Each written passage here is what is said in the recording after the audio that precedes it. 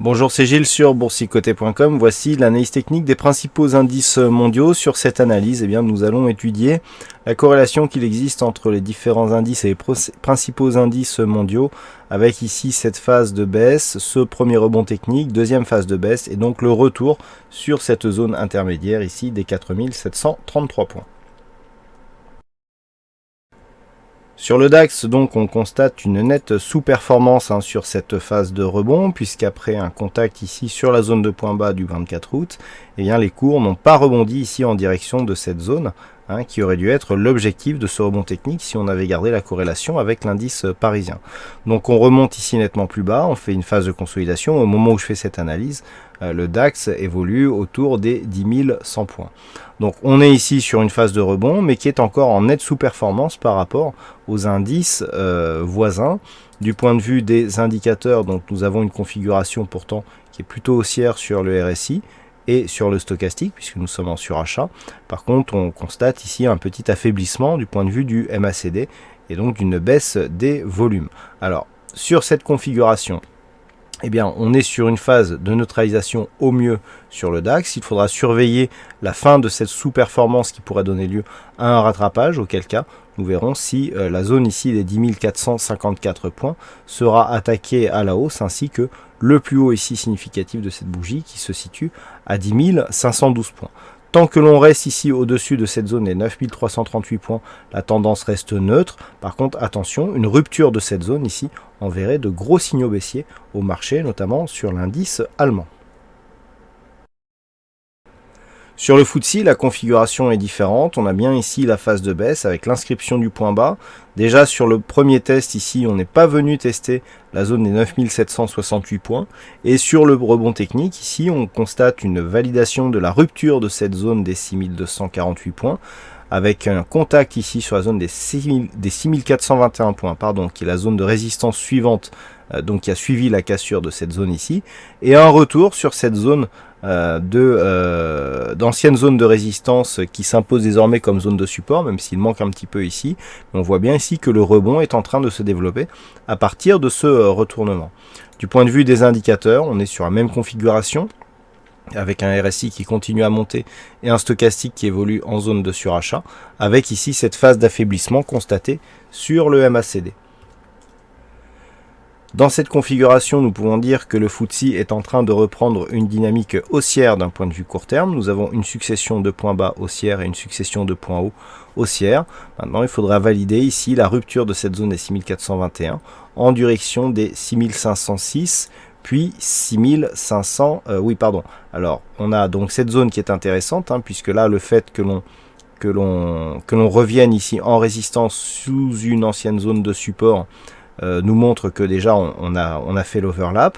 Maintenant, si on casse ici cette zone, on confirmera donc la hausse par une possibilité de retournement moyen terme. Et dans ce cas-là, le prochain objectif se situe sur cette zone ici des 6506 points qui constatait ici une zone de support avant la grande phase de baisse.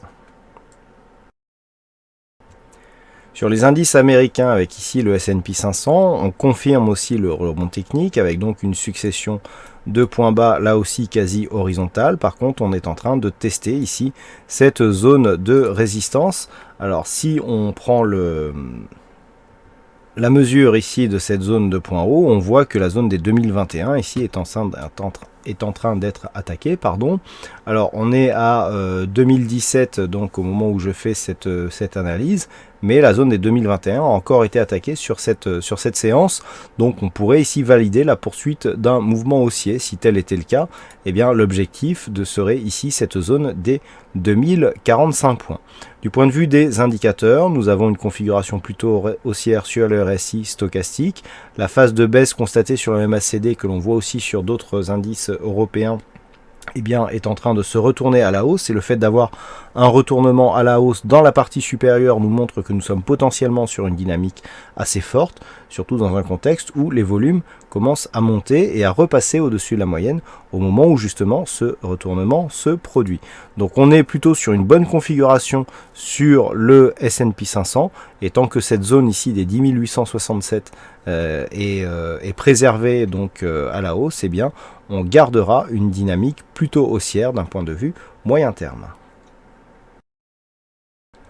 Sur le Nasdaq, là aussi, la configuration reste haussière, puisqu'après ici, cette zone de point bas, au premier rebond, on a repris beaucoup plus de chemin ici sur la phase de baisse, tel point que le deuxième point bas ici est beaucoup plus haut que la zone des 3787. On est en train là aussi de tester cette zone qui se situe à 4400, pardon, oui, voilà, 4450 points, excusez-moi, j'ai eu un petit trou. Au moment où je fais cette analyse, on est à 4410, mais la zone des 4450 a été approchée, donc on peut penser que sur une dynamique, on viendra ici rejoindre cette précédente zone de support à 4479 points. Cette zone de support, donc, qui était la zone de support avant que les cours ici ne connaissent une forte chute en août. Donc on reste ici haussier d'un point de vue moyen terme, mais on attend une validation ici de la poursuite de ce mouvement court terme.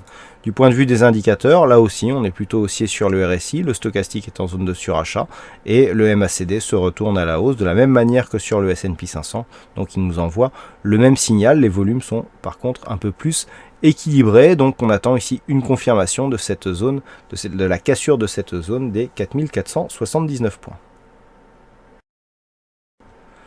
Et enfin sur le Nikkei, ça semble s'arranger, puisque si on regarde ce graphe, eh bien on pouvait tracer ici une zone de résistance oblique baissière. Et regardez ce qui est en train de se passer, eh bien on est en train de casser ici cette dynamique, puisque les cours ont franchi cette zone sur un gap.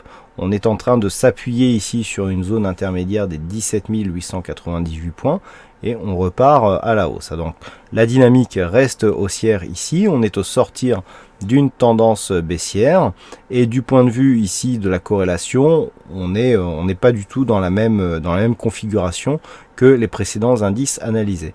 Toutefois, ce que nous pouvons marquer, c'est que nous avons connu une forte phase de baisse, que la baisse s'est amplifiée depuis, mais qu'il semblerait que l'on soit sur un rebond.